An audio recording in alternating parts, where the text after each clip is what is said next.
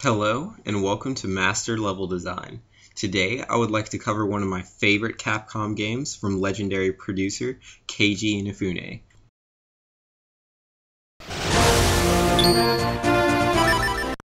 Believe it or not, this title is actually Legend of Zelda Minish Cap for Game Boy Advance. There's a lot of stuff that happens in this game, such as finding ways to defend yourself from a brace of nuts. But I will be focusing on the level design in the first dungeon Link comes across, the Deepwood Shrine. As the first dungeon in Minish Cap, it is up to Deepwood Shrine to teach the player the intricacies of dungeon exploration. Now, while Zelda dungeons do contain their fair share of enemies, it is generally the puzzles that hold the greatest challenge for the player. By solving these puzzles, the player is actually teaching themselves how to progress throughout the rest of the game.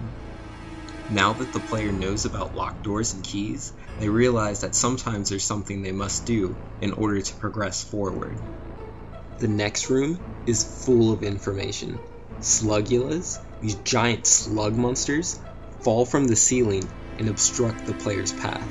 What happens next is a more subtle way of teaching the player about the game. When Link pulls a lever, he gains access to a mushroom in the center of the stage. It is natural for the player to pull this mushroom, since they just learned how to perform that action with the lever. And if that isn't enough, there are marks on the ground by both the lever and the mushroom that hint at what the player needs to do. These marks are used throughout Deepwood Shrine. In this room, we can see a gap in the marks. These now sectioned marks can be used by the player as visual indicators of how far to pull a mushroom in order to travel certain distances. Instead of using a lengthy tutorial or a custom GUI, Zelda Minish Cap uses small details in the dirt to teach the player how to navigate throughout Hyrule. In the next room, the marks in the ground are used once again, but this time they are a hint on how to solve a puzzle. In Zelda Minish Cap, you can't put pots back down after picking them up. You can only throw the pots you're carrying. The marks on the ground are implying that something has been pulled across the room. Good level design reuses objects and adds small twists to how they are presented in order to keep gameplay fresh. In this next room, the player meets his first mini-boss.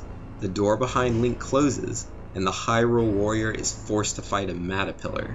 This creature has an obvious weakness in his glowing red nose. Hitting the red nose reveals a red tail, which invites the player to try hitting it instead. This fight is a bit on the easy side, and is probably what you would expect from a typical first boss. Once the player defeats the Matapillar, they obtain their first dungeon item, the Gust Jar.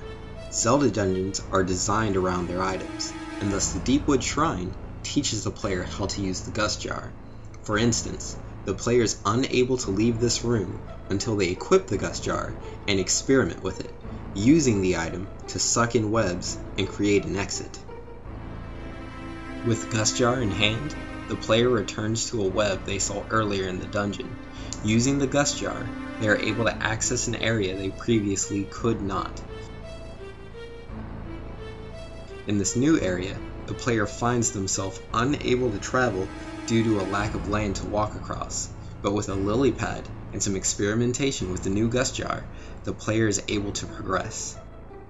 This new form of movement starts off rather awkward for the player.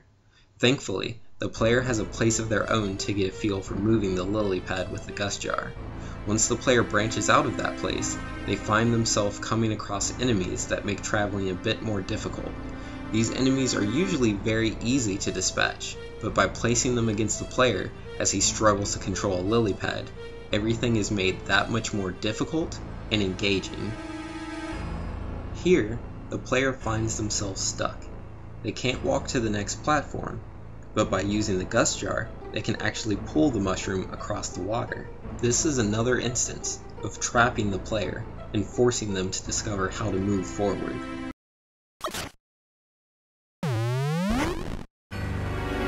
Now that the player has learned everything they need to know to move throughout Deepwood Shrine, it is time to test their abilities.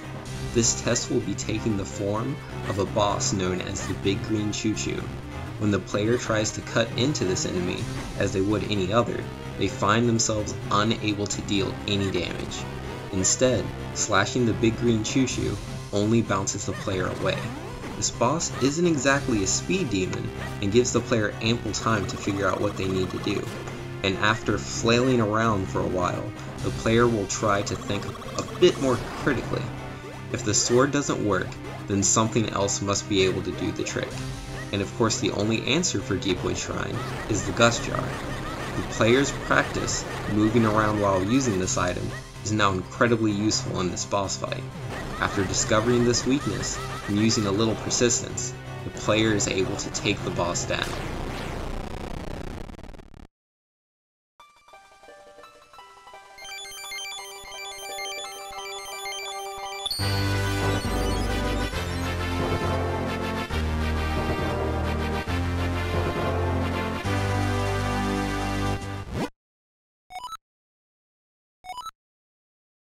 Alright, that'll bring this showcase of master level design to a close.